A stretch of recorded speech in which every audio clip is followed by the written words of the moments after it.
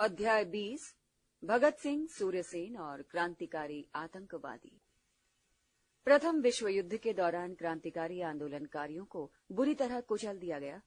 अनेक नेता जेल में डाल दिए गए और बाकी भूमिगत हो गए या इधर उधर बिखर गए। लेकिन मॉन्टेग्यू चेम्सफोर्ड सुधारों को लागू करने के लिए सद्भावपूर्ण माहौल बनाने के उद्देश्य से सरकार ने 1920 के शुरू में क्रांतिकारी आतंकवादियों को आम माफी के तहत जेल से रिहा कर दिया। इसके कुछ समय बाद ही कांग्रेस ने असहयोग आंदोलन छेड़ दिया और गांधी जी, सीआर दास व अन्य नेताओं की अपील पर जेल से रिहा क्रांतिकारी आतंकवादियों ने आतंकवाद का रास्ता छोड़ दिया। इनमें से ज्यादातर असहयोग आंदोलन में शामिल हो गए, लेकिन असहयोग आंदोलन के एकाएक वापस ले लिए जाने से इन उत्साही युवकों की उम्मीदों पर पानी फिर गया।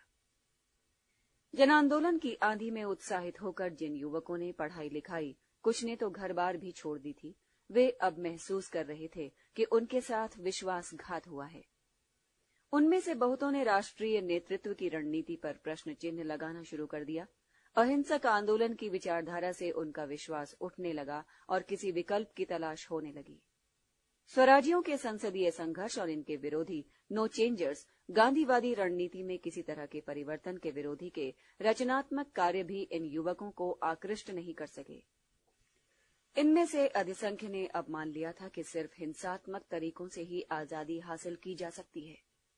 धीरे धीरे क्रांतिकारी आतंकवाद की दो धाराएं विकसित हुई, एक पंजाब, उत्तर प्रदेश और बिहार में तथा दूसरी बंगाल में। ये दोनों धाराएं सामाजिक बदलाव से उपजी हुई नई सामाजिक शक्तियों से प्रभावित हुई। इनमें एक थी प्रथम विश्व युद्ध के बाद उपजा मजदूर संगठन। क्रांतिकारियों को इस वर्ग की क्रांतिकारी क्षमता का अंदाज था। वे इसका इस्तेमाल राष्ट्रीय क्रांति के लिए करना चाहते थे। दूसरी बड़ी प्रभावकारी घटना थी रूसी क्रांति।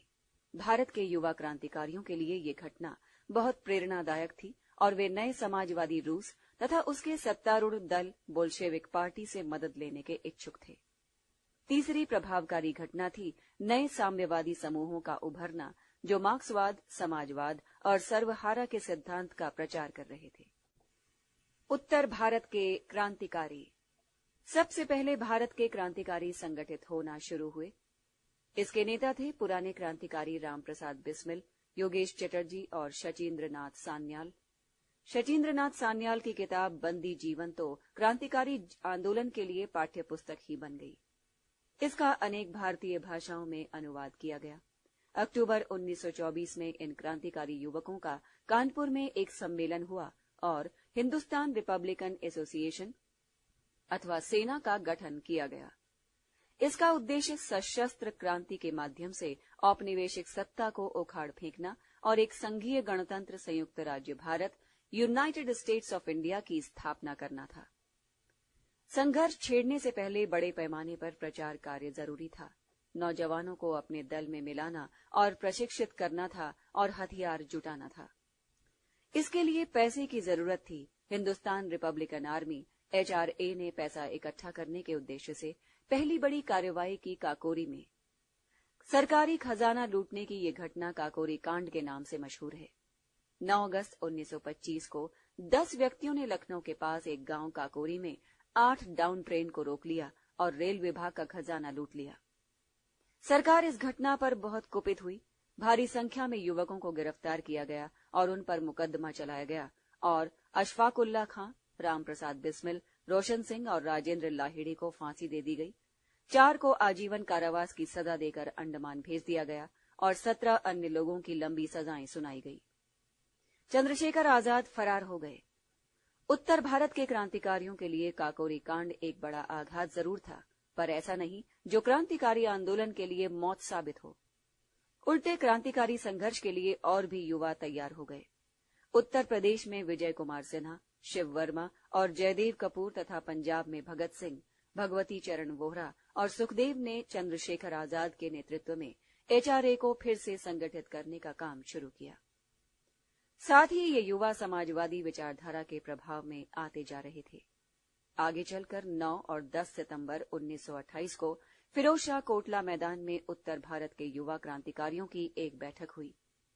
युवा क्रांतिकारियों ने सामूहिक नेतृत्व को स्वीकारा और समाजवाद की स्थापना करने के लिए अपना लक्ष्य निर्धारित किया। संगठन का नाम बदलकर Hindustan socialist Republican association HSRA रखा गया। क्रांतिकारी युवा व्यक्तिगत आतंकवाद और हत्या की राजनीति छोड़कर धीरे धीरे संगठित क्रांतिकारी कार्रवाई में विश्वास करने लगे थे। पर 30 अक्टूबर 1928 को लाहौर में साइमन कमीशन के खिलाफ प्रदर्शन के दौरान लाला लाजपत राय पर बर्बर लाठीचार्ज और उसके बाद उनकी मौत ने युवा क्रांतिकारियों को एक बार फिर व्यक्तिगत आतंकवाद और हत्या की राह पकड़ने को मजबूर किया। युवा क्रांतिकारियों ने शेरे पंजाब के नाम से मशहूर इस महान नेता की हत्या को अपने पौरुष के लिए चुनौती समझा और उसे स्वीकार किया। 17 दिसंबर 1928 को भगत सिंह, चंद्रशेखर आजाद और राजगुरु ने लाहौर में लाला लाजपत राय पर लाठी बरसाने वालों में से एक पुलिस अधिकारी सैंडर्स की हत्या कर दी। हत्या के बाद HSRA की तरफ से पोस्टर लगाए गए जिन पर लिखा था, लाखों लोगों के चहेते नेता की एक सिपाही द्वारा हत्या पूरे देश का अपमान था। इसका बदला लेना भारतीय युवकों का कर्तव्य था। सैंडर्स की हत्या का हमें दुख है, पर वो उस अमानवीय और अन्यायी व्यवस्था का एक अंग था जिसे नष्ट करने के लिए हम संघर्ष कर रहे हैं। इसके बाद हिंदुस्तान सोशलिस्ट रिपब्लिकन एसोसिएशन के नेतृत्व ने जनता को ये समझाने का निर्णय किया कि उसका उद्देश्य अब बदल गया है। वो जनक्रांति में विश्वास रखता है। सरकार इस समय जनता, विशेषकर मजदूरों के मौलिक अधिकारों पर प्रतिबंध लगाने के मकसद से 2 विधेयक, पब्लिक सेफ्टी बिल और ट्रेड डिस्प्यूट्स बिल पास कराने की तैयारी में थी। इसके प्रति विरोध जताने के लिए भगत सिंह और BK दत्त को सेंट्रल लेजिस्लेटिव असेंबली में बम फेंकने का काम सौंप दिया गया। बम फेंकने का उद्देश्य किसी की हत्या करना नहीं, बल्कि सत्ता के बहरे कानों में विरोध की आवाज पहुंचाना था। ये कोई खतरनाक बम नहीं था, एक मामूली बम था। इन लोगों ने सदन के भीतर जो पर्चे फेंके उनमें लिखा था, बहरे कानों तक अपनी आवाज पहुंचाने के लिए। बम फेंकने का उद्देश्य अपनी गिरफ्तारी देना और अदालत को अपनी विचारधारा के प्रचार का माध्यम बनाना था, जिससे जनता उनके विचारों को और राजनीतिक दर्शन को जान सके। भगत सिंह और BK दत्त पर इस बम कांड में मुकदमा चला। बाद में भगत सिंह, सुखदेव, राजगुरु और अन्य क्रांतिकारियों पर अनेक षड्यंत्रों में शामिल होने के आरोप में मुकदमा चला। युवा क्रांतिकारी अदालत में जो बयान देते वे अगले दिन अखबारों में छपते। पूरे देश में उनका प्रचार होता। अपने सिद्धांतों के प्रति प्रतिबद्ध, निडर एवं दुस्साहसी से ये युवा क्रांतिकारी रोज अदालत में इनकलाब जिंदाबाद का नारा लगाते हुए प्रवेश करते। साम्राज्यवाद मुर्दाबाद, सर्वहारा जिंदाबाद के नारे अदालत में गूंजते। ये युवा क्रांतिकारी गाते थे, सरफरोशी की तमन्ना अब हमारे दिल में है और मेरा रंग दे बसंती चोला। बेड़ियों में जकड़े इन युवा बलिदानियों के ये नारे और गीत जनता को झकझोर गए। अहिंसक आंदोलन में विश्वास रखने वाले भी अब इन क्रांतिकारियों के प्रति सहानुभूति रखने लगे। भगत सिंह का नाम हर जुबान पर आ गया। मार्च 1931 में भगत सिंह को फांसी की खबर सुनकर पूरा देश स्तब्ध हो गया। हजारों आंखें बहुत रोई, घरों में चूल्हा नहीं जला, बच्चे स्कूल नहीं गए, दूर दराज के गांवों को भी उदासी डस गई थी। जेल में क्रांतिकारियों के लंबे अनशन से भी भारतीय जनता बहुत क्षुब्ध और उद्वेलित थी। ये क्रांतिकारी जेल की अमानवीय दशाओं में सुधार के लिए अनशन कर रहे थे। इन लोगों की ये मांग भी थी कि उन्हें राजनीतिक बंदी माना जाए, अपराधी नहीं। इन हड़ताली क्रांतिकारी बंदियों के साथ पूरे देश में इनके प्रति समर्थन की एक लहर आ गई थी। अनशन के 64वें दिन सितंबर 13 को जतन दास की मृत्यु हो गई। मौत की खबर सुनकर पूरा देश रोया। उनका शरीर एक ट्रेन द्वारा लाहौर से कलकत्ता लाया गया। हर स्टेशन पर हजारों लोग इस महान नेता को अपनी श्रद्धांजलि देने के लिए इकट्ठे थे। कलकत्ता में उनके पार्थिव शरीर के अंतिम दर्शन के लिए 6 लाख लोगों की भीड़ जमा हुई। 2 मील लंबी शव यात्रा में तिल धरने की जगह नहीं थी। लाहौर षड्यंत्र व ऐसे ही अन्य कई मामलों में अनेक क्रांतिकारियों को लंबी सजाएं दी गईं। अनेक लोगों को अंडमान भेज दिया गया। भगत सिंह, सुखदेव और राजगुरु को फांसी की सजा सुनाई गई और 23 मार्च 1931 को फांसी दी गई। फांसी के तख्ते पर ये नौजवान क्रांतिकारी गा रहे थे, दिल से निकलेगी न मर कर भी वतन की उल्फत, मेरी मिट्टी से भी खुशबू ए वतन आएगी। चटगांव विद्रोह। बंगाल में भी क्रांतिकारी आतंकवादी संगठित होने लगे और भूमिगत कार्रवाइयां करने लगे। साथ ही साथ इनमें से कुछ लोग कांग्रेस संगठन में भी काम करते रहे। इससे क्रांतिकारी युवकों को कांग्रेस समर्थक लोगों से संपर्क स्थापित करने का मौका मिला और दूसरी ओर इन क्रांतिकारियों की मदद से छोटे छोटे कस्बों और गांवों में कांग्रेस ने अपना आधार मजबूत बनाया। इन युवा क्रांतिकारियों ने सीआर दास को उनके स्वराजी कार्यों में मदद की। सीआर दास के निधन के बाद बंगाल में कांग्रेसी नेतृत्व दो खेमों में बंट गया। एक खेमे के नेता थे सुभाष चंद्र बोस और दूसरे के जेएम सेनगुप्त। युगांतर गुट सुभाष के साथ हो गया और अनुशीलन गुट जेएम सेनगुप्त के साथ। क्रांतिकारियों के इन पुनर्गठित गुटों द्वारा शुरू की गई अनेक कार्यवाहियों में सबसे उल्लेखनीय थी कलकत्ता के बदनाम पुलिस कमिश्नर चार्ल्स टेगार्ट की हत्या की कोशिश। जनवरी 1924 में गोपीनाथ साहा ने टेगार्ट की हत्या का प्रयास किया, लेकिन गलती से एक अंग्रेज डे मारा गया। सरकार दमन पर उतारू हो गई। एक नया अध्यादेश जारी कर ऐसे तमाम लोगों को गिरफ्तार कर लिया गया जिन पर क्रांतिकारी होने या क्रांतिकारियों का समर्थक होने का शक था। गिरफ्तार व्यक्तियों में सुभाष चंद्र बोस व अन्य कांग्रेसी भी थे। जनता के तमाम विरोध के बावजूद साहा को फांसी दे दी गई। इससे क्रांतिकारी गतिविधियों को करारा झटका लगा। क्रांतिकारी आतंकवादी गतिविधियों में ठहराव का एक और कारण उसके बीच आपसी झगड़ा था। ये झगड़ा पुराने क्रांतिकारी नेताओं, विशेषकर अनुशीलन और युगांतर गुटों के बीच था। इस संकट से उभरने के लिए नए क्रांतिकारी जल्द ही अपने अपने नए गुट बनाने लगे, लेकिन इन्होंने अपने क्रांतिकारियों से रिश्ता नहीं तोड़ा। युगांतर और अनुशीलन दोनों गुटों से अच्छा संबंध बनाए रखा और उनका दिशा निर्देश लेते रहे। नए विद्रोही संगठनों में सबसे सक्रिय था चटगांव क्रांतिकारियों का गुट, जिसके नेता थे सूर्यसेन। सूर्यसेन ने असहयोग आंदोलन में सक्रिय भूमिका निभाई थी और वे चटगांव के राष्ट्रीय विद्यालय में शिक्षक के रूप में काम कर रहे थे। उन्हें लोग प्यार से मास्टर दा कहते थे। क्रांतिकारी गतिविधियों में शरीक होने के आरोप में उन्हें 2 साल की सजा 1926 से 1928 हुई थी। जेल से छूटने के बाद वो कांग्रेस में काम करते रहे।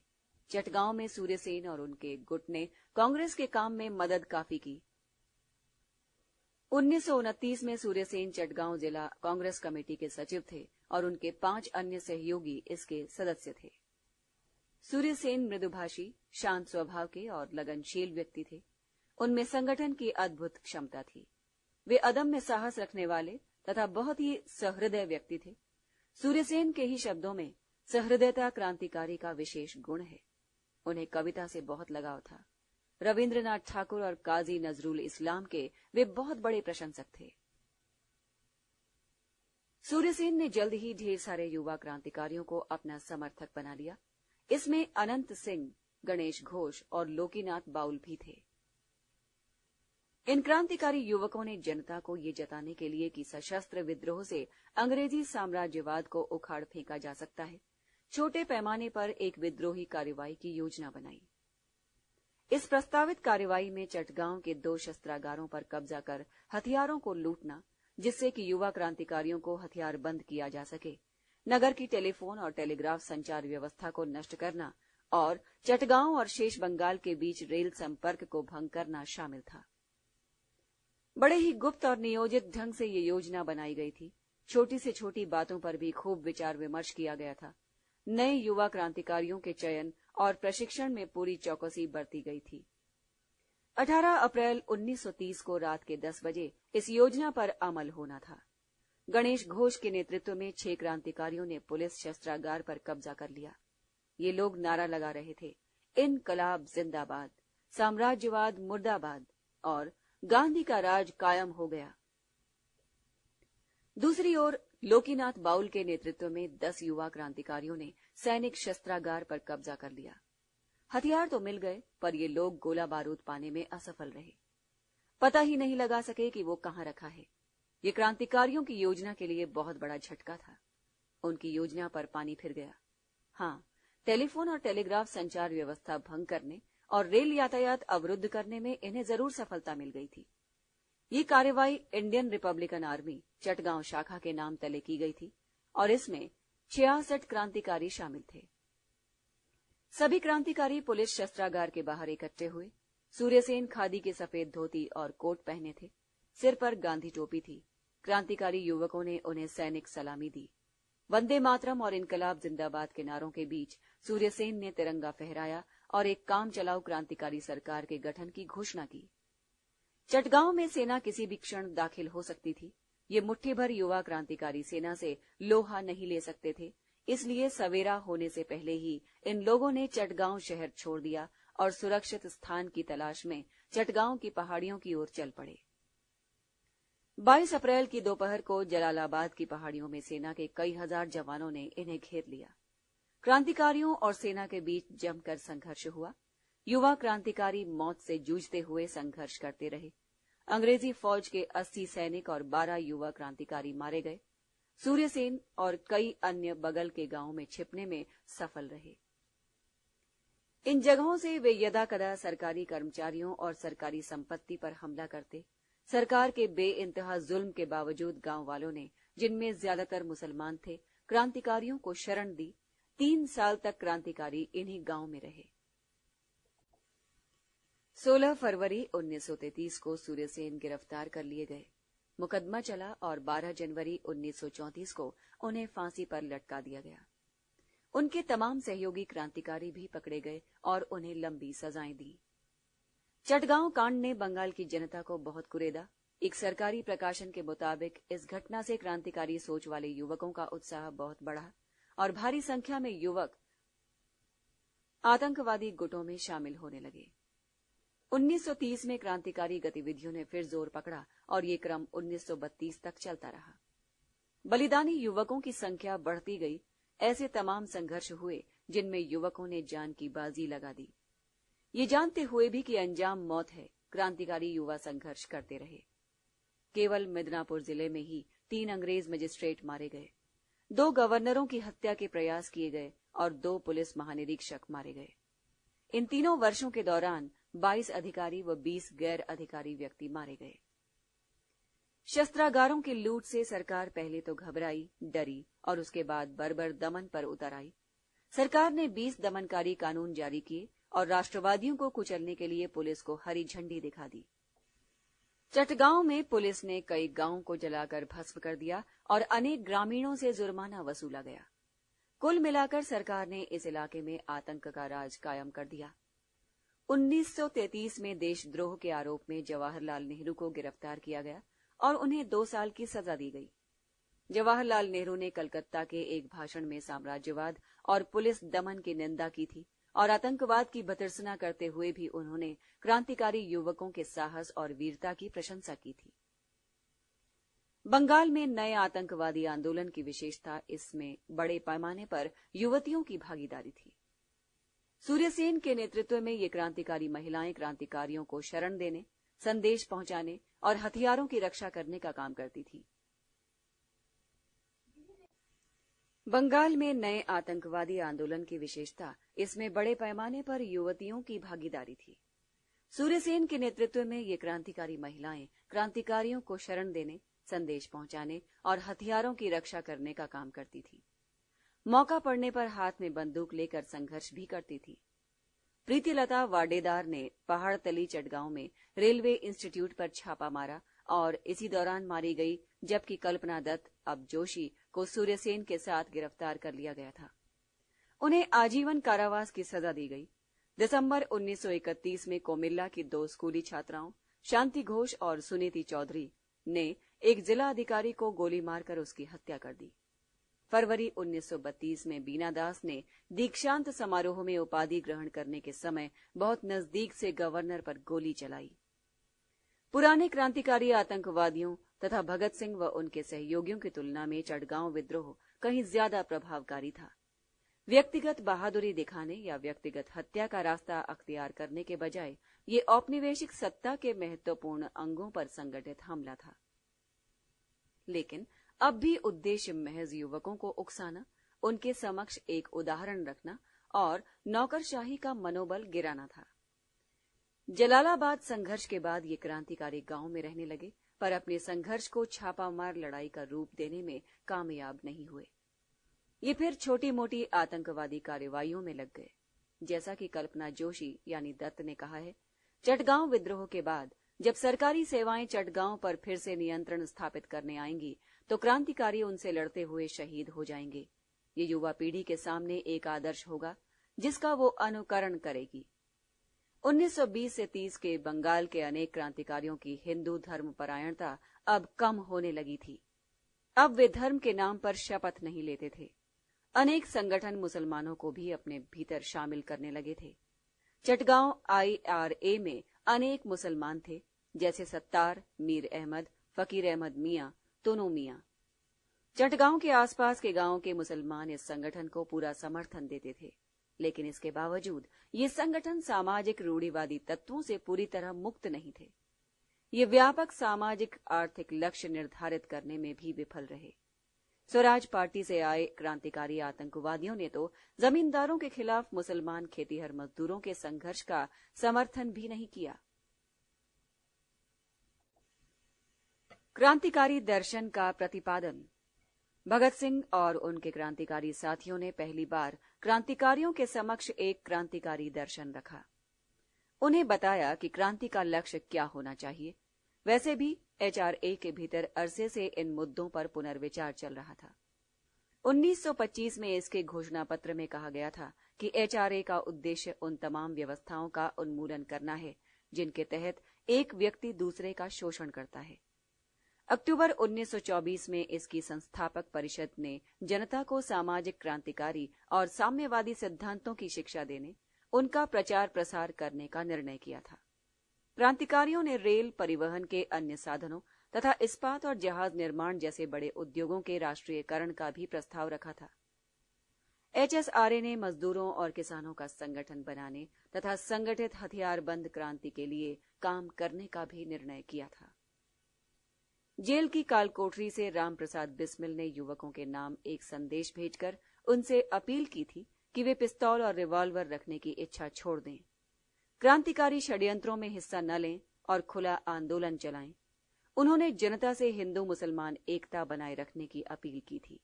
सभी राजनीतिक दलों ने अपील की थी कि वे कांग्रेस के नेतृत्व में एक हो जाएं। उन्होंने साम्यवाद में अपनी आस्था व्यक्त की थी और इस सिद्धांत के हिमायती थे कि प्रकृति की संपदा पर हर इंसान का बराबर हक है। क्रांतिकारी अजीत सिंह के भतीजे भगत सिंह असाधारण बुद्धिजीवी थे। अपने समय के ढेर सारे राजनीतिक नेताओं की तुलना में कहीं ज्यादा पढ़े लिखे थे। बहुत गंभीर अध्ययन था उनका। द्वारकादास पुस्तकालय में समाजवाद, सोवियत संघ और क्रांतिकारी आंदोलन, विशेषकर रूस, आयरलैंड और इटली में संबद्ध तमाम किताबों का उन्होंने गहराई से अध्ययन किया था। लाहौर में सुखदेव व अन्य लोगों की मदद से उन्होंने कई अध्ययन केंद्र स्थापित किए थे और राजनीतिक विषयों पर जोरदार बहस का सिलसिला शुरू किया था। जब HSRA का दफ्तर आगरा चला गया तो वहां भी भगत सिंह ने तुरंत एक पुस्तकालय की स्थापना की और सहयोगियों में समाजवाद व अन्य क्रांतिकारी विचारधाराओं का अध्ययन करने व उन पर बहस चलाने की सलाह दी। उनकी कमीज की जेबों में किताबें भरी रहती थी जिन्हें वो बराबर अपने कॉमरेड दोस्तों को पढ़ने के लिए दिया करते थे। गिरफ्तार होने के बाद उन्होंने जेल को विश्वविद्यालय बना दिया। क्रांतिकारी लक्ष्य प्राप्त करने में दर्शन या विचारधारा की भूमिका कितनी महत्वपूर्ण होती है, इस बात को जनता तक पहुंचाने के लिए भगत सिंह ने लाहौर कोर्ट के सामने कहा था, क्रांति की तलवार में धार वैचारिक पत्थर पर रगड़ने से ही आती है। गहन अध्ययन और गंभीर चिंतन के इस माहौल ने HSRA के तमाम लोगों को प्रभावित किया। सुखदेव, भगवती चरण वोहरा, शिव वर्मा, विजय सिन्हा, यशपाल सभी काफी पढ़े लिखे और बुद्धिजीवी थे। चंद्रशेखर आजाद भी, जिन्हें अंग्रेजी का बहुत कम ज्ञान था, तब तक किसी विचार या विचारधारा को ग्रहण नहीं करते थे जब तक वो उसे पूरी तरह समझ नहीं लेते थे। क्रांतिकारियों ने जनता को अपनी विचारधारा से अवगत कराने के लिए जो बयान या दस्तावेज the philosophy of the bomb, bomb का दर्शन, शीर्षक से जारी किया था, उसे आजाद के अनुरोध पर भगवती चरण वोहरा ने तैयार किया था। लिखने से पहले हर मुद्दे पर आजाद से चर्चा हुई थी। व्यक्तिगत बहादुरी की कार्रवाइयों और आतंकवाद से भगत सिंह का विश्वास गिरफ्तारी से पहले ही उठ गया था। वो मार्क्सवादी हो चले थे और इस बात में विश्वास करने लगे थे कि व्यापक जनांदोलन से ही क्रांति लाई जा सकती है। दूसरे शब्दों में, जनता ही जनता के लिए क्रांति कर सकती है। इसी उद्देश्य से भगत सिंह ने 1926 में पंजाब में क्रांतिकारियों के खुले संगठन भारत नौजवान सभा के गठन में काफी मदद की, प्रमुख भूमिका निभाई। इस संगठन के वो संस्थापक महामंत्री थे। भारत नौजवान सभा का काम युवकों, किसानों और मजदूरों के बीच खुलकर राजनीतिक कार्य करना था। उन्हें संगठित करना था। गांव में इसकी शाखाएं खोली जानी थी। इस संगठन के तत्वावधान में भगत सिंह और सुखदेव ने छात्रों के बीच खुले तौर पर काम करने के लिए लाहौर छात्र संघ का गठन किया। 1929 से 1931 के दौरान अदालत में तथा अदालत के बाहर भगत सिंह तथा उनके क्रांतिकारी साथियों ने जो बयान दिए, उनका सार ये है कि क्रांति का अर्थ है क्रांतिकारी बुद्धिजीवियों के नेतृत्व में समाज के शोषित, दलित व गरीब तबकों के जनांदोलन का विकास। फांसी पर चढ़ने के कुछ समय पहले 1931 में भगत सिंह ने कहा था, किसानों और मजदूरों को संगठित करना अब मुख्य काम होना चाहिए। लेकिन सवाल उठता है कि तब फिर भगत सिंह और उनके क्रांतिकारी साथी व्यक्तिगत आतंकवादी कार्रवाइयां क्यों करते थे? इसका एक कारण था उनके विचारों में लगातार तेजी से बदलाव। अतीत उनके वर्तमान का एक हिस्सा था। जो चीज दशकों में हासिल हो सकती थी, उसे वे कुछ ही सालों में हासिल करना चाहते थे।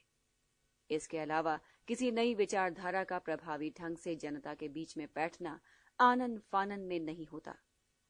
ये कोई घटना नहीं है जो कभी भी हो सकती हो। ये कोई धर्म परिवर्तन नहीं है। ये एक लंबी ऐतिहासिक प्रक्रिया है। दूसरी बात, ये लोग इस पुरानी उलझन में फंसे थे कि कैडर कार्यकर्ता कहां से आएंगे ऐसे सैकड़ों लोग जो घर बार छोड़कर जनता के बीच पूरे समय के लिए काम कर सकें। इनका चयन कैसे किया जाए? उन्हें लगता था कि उनकी धीमी बौद्धिक और राजनीतिक गतिविधियां तो कांग्रेस की तुलना में अपने को ज्यादा तेज करना चाहते थे। इसके लिए उनके पास विकल्प क्या था? उन्हें लगा कि बलिदान देकर ही युवकों को आंदोलित किया जा सकता है। उनका मानना था कि कुछ चमत्कारिक एवं बहादुरी की कार्रवाइयों, उनके प्रचार तथा अदालतों में अपने बयानों के माध्यम से, राजनीतिक विचारधारा और कार्यक्रमों के प्रचार से ही जन क्रांतिकारी दल के लिए कैडर तैयार किए जा सकेंगे। अंतिम समय में 1930-31 के दौरान ये लोग जेल में बंद अपने कॉमरेडों के साहसी बलिदान के गौरव को बनाए रखने, उनकी छवि धूमिल न होने देने के लिए ही मुख्य रूप से संघर्ष कर रहे थे। भगत सिंह ने युवकों से अपील की थी कि वे क्रांतिकारी आतंकवाद का रास्ता छोड़ दें, पर इस बात का ख्याल रखें कि इससे बलिदानी साहस पर आंच न आए। आज नहीं तो कल राजनीति को सही रास्ता पकड़ना ही था, पर यदि एक बार बलिदानी साहस निरुत्साहित हो जाता तो फिर इसे जगाना बड़ा मुश्किल होता। भगत सिंह व उनके साथियों ने क्रांति को व्यापक ढंग से परिभाषित किया। अब क्रांति का अर्थ हिंसा या लड़ाकूपन ही नहीं था। इसका पहला उद्देश्य था राष्ट्रीय मुक्ति यानी साम्राज्यवाद को उखाड़ फेंकना, और उसके बाद समाजवादी समाज यानी एक ऐसे समाज की स्थापना जहां व्यक्ति द्वारा व्यक्ति का शोषण न हो। द फिलॉसफी ऑफ द बम में क्रांति को सामाजिक, राजनीतिक एवं आर्थिक स्वाधीनता के रूप में परिभाषित किया गया था। इसका अर्थ था एक ऐसे समाज की स्थापना जहां राजनीतिक व आर्थिक शोषण की कोई गुंजाइश न हो। असेंबली बम कांड में भगत सिंह ने अदालत में कहा था, क्रांति के लिए रक्त रंजित संघर्ष जरूरी नहीं है, व्यक्तिगत बैर के लिए भी इसमें कोई जगह नहीं है। ये बम और पिस्तौल की उपासना नहीं है। क्रांति से हमारा तात्पर्य यह है कि अन्याय पर आधारित मौजूदा व्यवस्था समाप्त होनी चाहिए। जेल से एक खत में उन्होंने लिखा था, किसानों को सिर्फ विदेशी शोषकों से ही मुक्ति नहीं पानी है, बल्कि उन्हें जमींदारों और पूंजीपतियों के चंगुल से भी आजाद होना है। 3 मार्च 1931 के अपने अंतिम संदेश में उन्होंने घोषणा की थी कि भारत में संघर्ष तब तक चलता रहेगा जब तक मुट्ठी भर शोषक अपने लाभ के लिए आम जनता के श्रम का शोषण करते रहेंगे। इसका कोई खास महत्व नहीं कि शोषक अंग्रेज पूंजीपति हैं या अंग्रेज और भारतीयों का गठबंधन है या पूरी तरह भारतीय है। भगत सिंह ने समाजवाद को वैज्ञानिक ढंग से परिभाषित किया, जिसका अर्थ था पूंजीवाद और वर्ग प्रभुत्व का पूरी तरह खात्मा। मार्क्सवाद और समाज के बारे में मार्क्स की वर्गीय अवधारणा में उनका पूरा विश्वास था। वो अपने आप को भारत में समाजवाद का प्रचारक संदेशवाहक मानते थे। राजनीति के 2 क्षेत्रों में भगत सिंह ने महान प्रवर्तक की भूमिका निभाई। एक जागरूक धर्मनिरपेक्ष क्रांतिकारी होने के नाते वो राष्ट्र और राष्ट्रीय आंदोलन के सन्मुख मौजूद सांप्रदायिकता के खतरे को पहचानते थे। अपने साथियों श्रोताओं से वो बराबर कहा करते थे कि सांप्रदायिकता उतनी ही खतरनाक है जितना उपनिवेशवाद। 1924 में जब लाला लाजपत राय ने सांप्रदायिक राजनीति का रास्ता अख्तियार किया तो भगत सिंह काफी तिलमिलाए और लाला लाजपत राय के खिलाफ राजनीतिक वैचारिक आंदोलन छेड़ दिया। लेकिन लाजपत राय एक जाने माने नेता थे, उनकी बड़ी प्रतिष्ठा थी। इसलिए भगत सिंह कभी सार्वजनिक रूप से उनकी आलोचना नहीं करते थे। उन्होंने रॉबर्ट ब्राउनिंग की एक कविता द लॉस्ट लीडर को एक पर्चे के रूप में छापा, जिसमें ब्राउनिंग ने वर्ड्सवर्थ की उसके स्वतंत्रता का विरोधी हो जाने के कारण आलोचना की है। कविता की शुरू की पंक्तियों का भावार्थ है, चांदी के चंद सिक्कों की खातिर उसने हमें छोड़ दिया। कुछ और पंक्तियां हैं, उसके बिना भी हम समृद्धि की सीढ़ियां चढ़ते जाएंगे, उसकी वीणा के सुर के बिना भी गीत हमें अनुप्राणित करते रहेंगे। पर्चे में लाजपत राय की कहीं कोई आलोचना नहीं की गई थी, केवल उनका चित्र छपा था। नौजवान भारत सभा के 6 नियमों में से जिन्हें भगत सिंह ने ही तैयार किया था, 2 इस तरह थे, ऐसी किसी भी संस्था, संगठन या पार्टी से किसी तरह का संपर्क न रखना जो सांप्रदायिकता का प्रचार करती हो, और धर्म को व्यक्ति का निजी मामला मानते हुए जनता के बीच एक दूसरे के प्रति सहनशीलता की भावना पैदा करना और इस पर दृढ़ता से काम करना। भगत सिंह धर्म और अंधविश्वास की जकड़न से जनता को मुक्त करने पर बहुत जोर देते थे। अपनी मौत से कुछ ही हफ्ते पहले उन्होंने लेख लिखा था, मैं नास्तिक क्यों हूं। इसमें उन्होंने धर्म और धर्म दर्शन की खूब आलोचना की थी। नास्तिकता का रास्ता उन्होंने खुद तलाशा। इसमें उन्होंने बताया है कि कैसे सिख धर्म में उनकी आस्था खत्म हो गई और अंत में भगवान के अस्तित्व में भी उनकी आस्था नहीं रही। उन्हीं के शब्दों में, प्रगति के लिए संघर्षशील किसी भी व्यक्ति को अंधविश्वासों की आलोचना करनी ही होगी और पुरातनपंथी विचारों को चुनौती देनी ही होगी। प्रचलित विश्वासों की हर एक कड़ी की प्रासंगिकता और सत्यता को परखना ही होगा। पराभव और परिवर्तन। सत्ता के दमन ने धीरे धीरे क्रांतिकारी आंदोलन का पराभव कर दिया। फरवरी 1931 में इलाहाबाद के एक पार्क में मुठभेड़ के दौरान चंद्रशेखर आजाद के मारे जाने के बाद पंजाब, उत्तर प्रदेश और बिहार में आतंकवादी आंदोलन लगभग खत्म हो गया। सूर्यसेन की शहादत से बंगाल में क्रांतिकारी आतंकवाद का एक लंबा और गौरवपूर्ण अध्याय समाप्त हो गया। जेलों में और अंडमान में पुनर्विचार की प्रक्रिया शुरू हुई। अधिसंख्य क्रांतिकारी मार्क्सवादी हो गए और जनता द्वारा सामाजिक क्रांति में विश्वास रखने लगे। इनमें से कुछ कम्युनिस्ट पार्टी में गए, कुछ क्रांतिकारी सोशलिस्ट पार्टी और कुछ अन्य वामपंथी दलों में। बहुत से लोग गांधी जी के नेतृत्व वाली कांग्रेस में शामिल हो गए। क्रांतिकारी आतंकवादी राजनीति की अपनी सीमाएं थीं। प्रमुख बात तो ये है कि इनकी राजनीति जनांदोलन की राजनीति नहीं थी। ये जनता को राजनीतिक रूप से उद्वेलित करने या राजनीतिक संघर्ष में शरीक करने में विफल रहे। आम जनता से संपर्क भी नहीं बना पाए।